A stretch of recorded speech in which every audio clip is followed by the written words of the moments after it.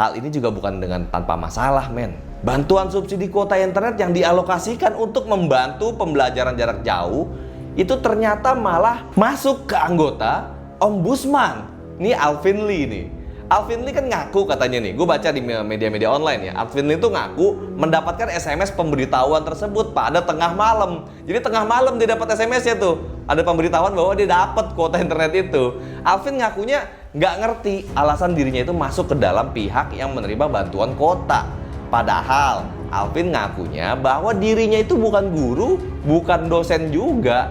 Anaknya pun saat ini tidak ada yang bersekolah ataupun kuliah.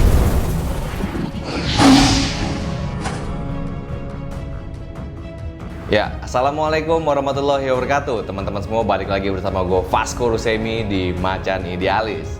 Nah teman-teman, ini ada kabar gembira nih buat kita semua. Mudah-mudahan ini kabar gembira. Gue mau jelaskan kepada kalian.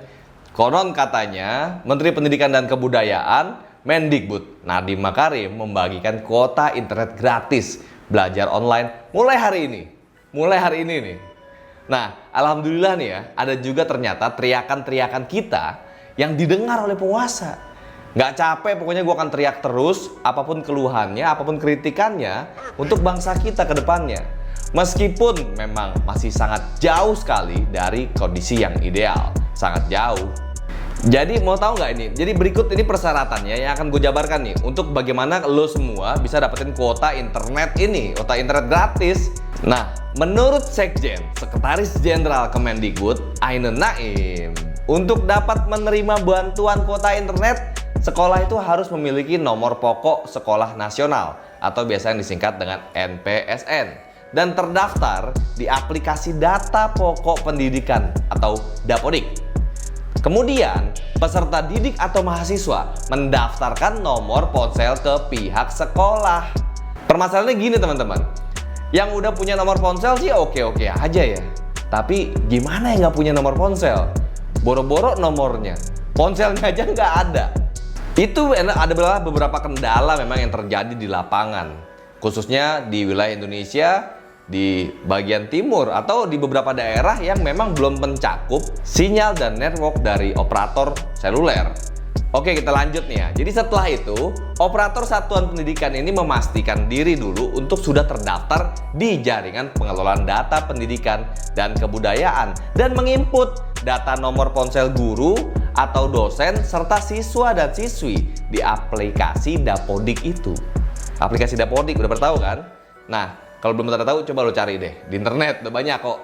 Sedangkan yang di jenjang perguruan tinggi nih ya, perguruan tingginya juga wajib terdaftar di aplikasi PD Dikti, dan pengelola PD Dikti perguruan tinggi menginput data nomor ponsel mahasiswa dan dosen ke aplikasi PD Dikti itu. Selanjutnya, Pusat Data dan Teknologi Informasi Kemendikbud mengumpulkan nih data nomor ponsel pendidik dan peserta didik dari aplikasi Dapodik dan PD Dikti itu. Operator seluler bekerja sama Pusat Data dan Teknologi Informasi untuk mengecek apakah nomor-nomor ponsel tersebut statusnya aktif atau enggak. Ada cross checknya kalau bicara sistem idealnya nih yang dilaksanakan dan yang direncanakan. Nah, berdasarkan petunjuk teknis, peserta didik PAUD juga akan mendapatkan kuota internet sekitar 20 GB per bulannya. Lalu peserta didik jenjang SD, SMP, dan SMA juga akan mendapatkan 35 GB. Dan guru PAUD hingga SMA akan mendapatkan 42 GB. Adapun dosen dan mahasiswa juga akan dapat kuota internet gratis. Gede banget men, 50 GB. Kuota internet ini akan diberikan ya setiap bulan hingga Desember 2020. Bantuan kuota data internet untuk bulan pertama dan kedua memiliki masa berlaku masing-masing 30 hari katanya, terhitung sejak kuota data internet tersebut diterima oleh nomor ponsel pendidik dan peserta didiknya. Sedangkan bantuan kuota data internet untuk bulan ketiga dan keempat yang dikirim secara bersamaan di bulan November akan berlaku selama 75 hari, terhitung sejak kuota data internet diterima oleh nomor ponsel pendidik dan peserta didik. By the way nih ya, kalau emang pulsanya bisa dikirim, tapi gimana ya nasibnya yang nggak punya gadget? Gimana ya? Kan nggak semuanya rakyat Indonesia punya gadget, nggak semuanya juga peserta didik itu punya gadget. Banyak banget juga orang-orang nih ya, orang tua murid yang punya dalam satu rumah itu hanya punya satu gadget. Biasanya ada juga yang dipakai buat ojek online. Nah repotnya kan kalau misalnya anaknya mau sekolah, jadi gantian tuh, itu dipakai dulu buat sekolah atau dipakai buat kerja, cari makan. Nah ini yang permasalahan baru sebenarnya muncul, yang juga belum menjadi pusat perhatian oleh penguasa. Gua harap kita semua bersama-sama melakukan pengawasan, memantau pelaksanaan dari pengadaan bantuan kuota data internet tersebut. Apabila terdapat indikasi penyimpangan, coba disampaikan di kolom komentar atau laporkan ke Kemendikbud.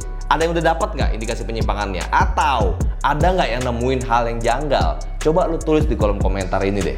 Kalau gue pribadi, gue mengusulkan begini, kalau bisa nih, yang mendapatkan bantuan kuota internet ini nggak cuma hanya beberapa provider aja, bukan hanya provider ini atau provider ini aja, tapi dibebaskan kepada seluruh provider dan nih dibuat persaingan terbuka antara semua provider agar bisa memberikan harga yang paling semurah-murahnya. Jadi mereka pun bersaing untuk mendapatkan proyek ini harusnya.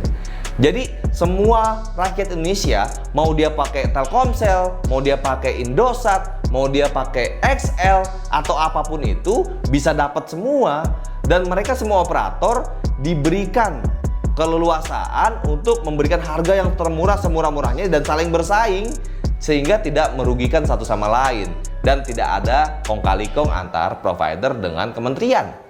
Semoga seperti itu yang gue harapkan gitu loh. Jadi bagi kalian yang terlambat mendaftarkan diri, harus memastikan dulu nih ya, memiliki nomor pokok sekolah nasional atau NPSN dan terdaftar di aplikasi data pokok pendidikan, Dapodik. Kemudian peserta didik atau mahasiswa mendaftarkan nomor ponsel itu ke pihak sekolah atau kampusnya masing-masing. Tapi hal ini juga bukan dengan tanpa masalah men. Bantuan subsidi kuota internet yang dialokasikan untuk membantu pembelajaran jarak jauh itu ternyata malah masuk ke anggota Ombudsman. Ini Alvin Lee nih. Alvin Lee kan ngaku katanya nih, gue baca di media-media online ya, Alvin Lee tuh ngaku mendapatkan SMS pemberitahuan tersebut pada tengah malam. Jadi tengah malam dia dapat SMS-nya tuh, ada pemberitahuan bahwa dia dapat kuota internet itu. Alvin ngakunya nggak ngerti alasan dirinya itu masuk ke dalam pihak yang menerima bantuan kuota. Padahal Alvin ngakunya bahwa dirinya itu bukan guru, bukan dosen juga. Anaknya pun saat ini tidak ada yang bersekolah ataupun kuliah. Ini kan lucu jadinya loh. Alvin mengaku saat ini sedang menempuh pendidikan S3. Namun, Alvin mempertanyakan apakah bantuan ini hanya untuk siswa level pendidikan dasar, menengah, serta mahasiswa, atau juga mahasiswa yang pada jenjang S2 dan S3. Itu dapat juga nggak gitu loh. Ini pertanyaan dari anggota Ombudsman, kan lucu banget. Anggota Ombudsman yang bertanya nih, dia bisa dapat bantuan itu. Kalaupun mahasiswa S3 juga mendapatkan kuota internet itu, harusnya dicek dulu dong. Apakah masih aktif apa enggak? Apakah membutuhkan atau enggak? Waktu pemberitahuannya juga di jam tengah malam. Ini kan nggak etis sebenarnya buat dilakukan, mengirimkan SMS di jam tengah malam tersebut. Nah, ini ada beberapa kendala memang yang terjadi saat ini. Sistemnya memang masih belum sempurna, masih acak adut lah. Kok bisa salah seorang anggota Ombudsman aja yang dia tidak punya anak lagi yang masih sekolah, dan juga dia bukan guru ataupun bukan murid juga, dapat hal itu. Adakah lagi yang dapat atau yang menurut kalian, gue sebenarnya nggak berhak sih, yang lain aja deh. Yang lebih membutuhkan, coba kalian tulis di kolom komentar deh. Atau ada nggak teman-teman di sini semua yang ternyata nggak dapat juga sampai detik ini? Coba tulis di kolom komentar. Bagaimana pandangan kalian mengenai kuota gratis ini? Ini hal positif sebenarnya, hal yang sangat membantu rakyat Indonesia, walaupun memang belum dan jauh sekali dari keadaan yang ideal. Idealnya seperti apa? Balik lagi teman-teman, coba kalian tuliskan di dalam kolom komentar bagaimana kondisi ideal yang harusnya pemerintah lakukan untuk membantu pendidikan di Indonesia yang masih sangat tertinggal, khususnya di daerah-daerah non-urban, di pedesaan dan lain-lain. Apakah ini membantu untuk rakyat Indonesia? Tulis di kolom komentar. Pastikan lo udah klik tombol loncengnya, subscribe dong, biar lo terus update di Macan Idealis dan lo dapat notifikasi ada video-video terbaru dari gua. Assalamualaikum warahmatullahi wabarakatuh.